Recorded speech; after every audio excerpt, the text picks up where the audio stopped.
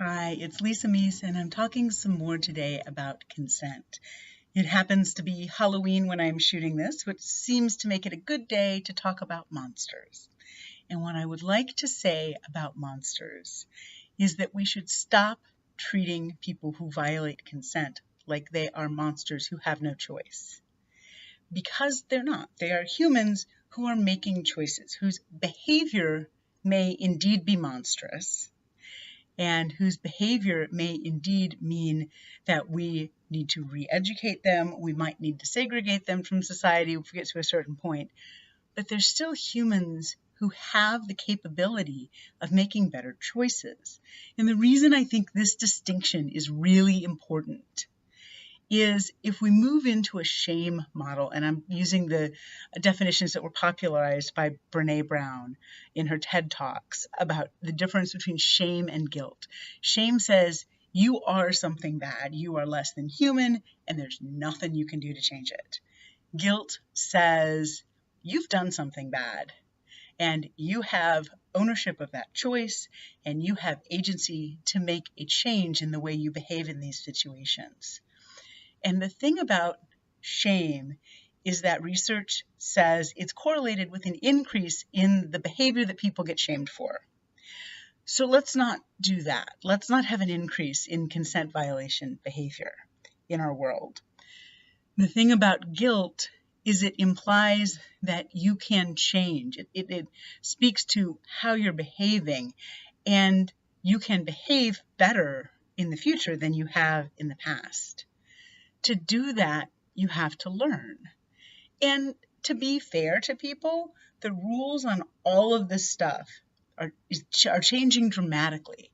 When I went to high school in the 80s, I loved John Hughes films. And a lot of those had things in them that we would call rape today. And they were rape back then too. We just didn't think about it that way. It was just what we thought about how this was supposed to work. We use the metaphor of baseball for sex, first base, second base. I gotta tell you, if your sexual encounter has a loser, you're doing it wrong. I'm just saying. So we're learning as a culture new ways of thinking about these things and talking about these things. And people are going to get it wrong. That doesn't make it okay. But the response needs to be to help people do it better the next time, to help people get it right in the future. Not to say you've done this terrible thing and you can't be part of my community anymore. That person's just going to go to somebody else's community, and those people don't know to watch out for that person. I now know you've done this badly in the past, and I'm looking at your behavior, right? So here's where this intersects with the world of professional cuddling and therapeutic touch, which is why it's here on my business page. This part of this work is helping people understand boundaries. And the model of consent that I work with says there are three pieces to it. You have to understand your own boundaries, your authentic boundaries, not what society thinks you should be doing, not what your partner thinks you should be doing. What's really okay for you? What are you really a yes or a no to?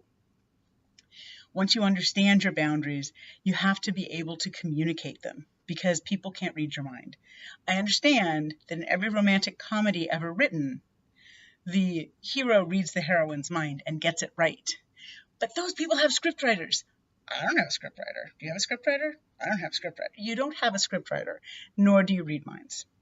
You might get it wrong if you try to read minds. This is where communication comes into play. And the third piece is you have to care what other people's boundaries are. And other people have to care what your boundaries are. And not everybody does. That's part of our issue as a culture, right? I was in a conversation the other day with someone, and the topic of laws that say consent can't be revoked came up. And this person said, well, I'm not sure that some guys are able to stop. I tried not to roll my eyes very hard because they were very sincere. But my answer to that is, could they stop if their kid walked in the room? What about if their pastor walked in the room or their mom? The answer to those questions is probably yes. So the question isn't can you or can't you, it's do you believe you need to? And so that's a whole conversation, and it's certainly bigger than a video, and there will be more videos. But working through these issues for yourself, whether it is that you are trying to learn to find your own boundaries, figure out what actually feels good to you and doesn't. Obviously, professional cuddling won't move into the sexual area of that, but touch and affection is much broader than sex. And so there's a piece of it that helps there. Also, as a coach, I've got some exercises that I can take people through to help them tap into where their authentic boundaries are, and kind of dig through those layers of cultural conditioning.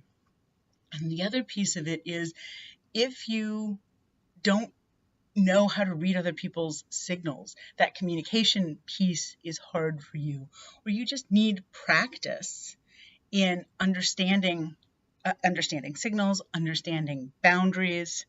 You know, if you've decided you just don't care what anybody else's boundaries are, I probably can't help you with that. So that's kind of a soul-searching thing. But if you're looking for practice in the other pieces, professional cuddling is a great place to get it, because there's an affection and a touch element that makes a great workshop tool, because touch is very tangible. May I touch your face? May I touch your nose?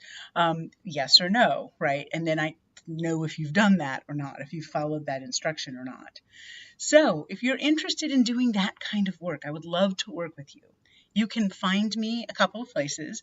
You can find me at Holding Space, and that's probably where you've seen this video, on my YouTube channel or my Facebook or my website, holdingspaceLLC.com, and I'm Lisa.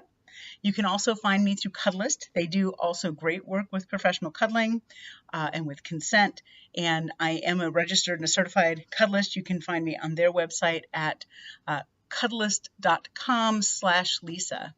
So I hope that you will come and work with me if you're interested in this. Or if you have questions, please feel free to comment on this video. I'd love to get some conversation started. Thanks for watching.